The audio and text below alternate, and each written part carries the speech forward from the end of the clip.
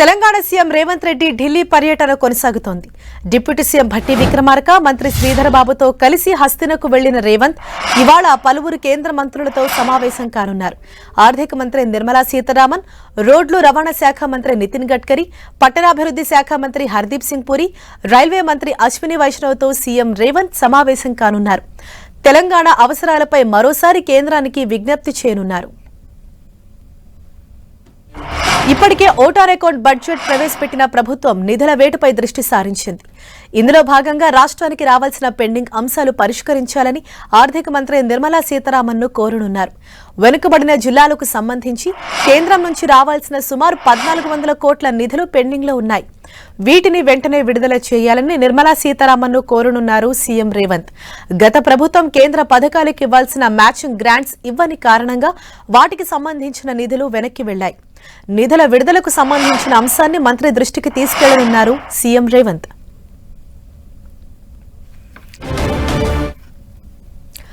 ఇదే విషయానికి సంబంధించి మరింత సమాచారాన్ని ఢిల్లీ నుంచి మా ప్రతినిధి గోపీకృష్ణ మనకు అందిస్తారు. గోపి, ఈ రోజు సీఎం రేవంత్ రెడ్డి ఢిల్లీ పర్యటన షెడ్యూల్ ఏ విధంగా ఉండబోతోంది? ఎవరెవరిని కలవబోతున్నారు?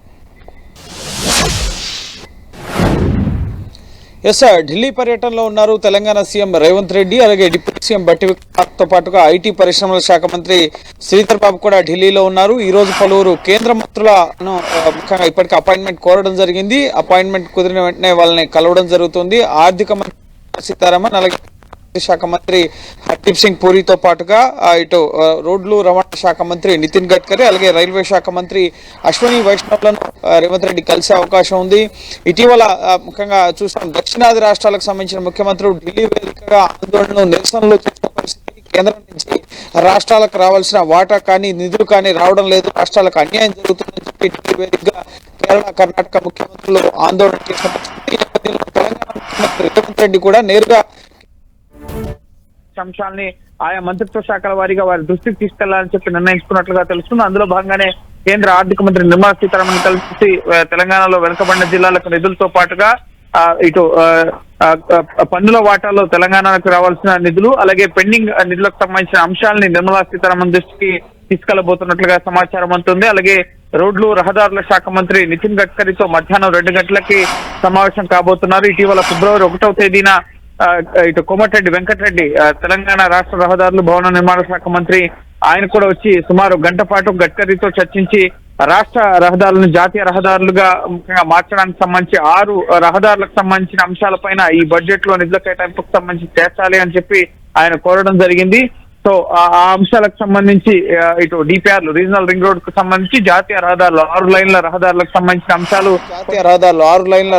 సంబంధించిన అంశాలు కొన్ని పెండింగ్ లో ఉంటూ వస్తున్నాయి. సో వాటికి సంబంధించిన అంశాలని ఇటు గడ్కరీ దృష్టికి ఇటు సీఎం రేవంత్ రెడ్డి తీసుకెళ్లబోతున్నట్లుగా సమాచారం. ఇప్పటికే తెలంగాణ నుంచి మంత్రి కోమటిరెడ్డి వెంకటరెడ్డి కూడా ఢిల్లీ బయలుదేరినట్లుగా తెలుస్తోంది.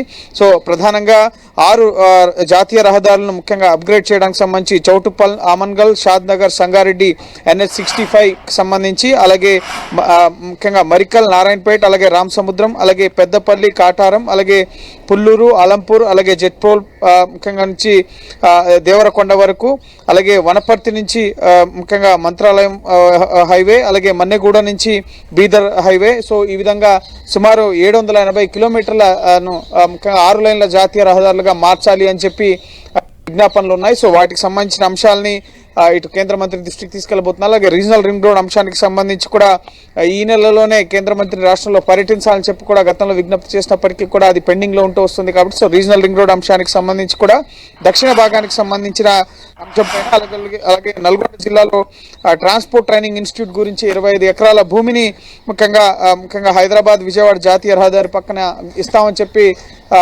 సూచించడం జరిగింది కేంద్రానికి. సో దానికి సంబంధించిన నిధులను కూడా ఇవ్వాలని చెప్పి కేంద్ర మంత్రిని కోరబోతున్నారు. అలాగే పట్టణాభివృద్ధి శాఖ మంత్రి హర్దీప్ సింగ్ పూరిని కలిసి హైదరాబాద్ అభివృద్ధికి సంబంధించి, మూసీ ప్రక్షాళన, అలాగే కొన్ని కీలకమైన అంశాలకు సంబంధించి ఇటు స్కైవే సహా కొన్ని పెండింగ్ అంశాలు ఉన్నాయి. So urban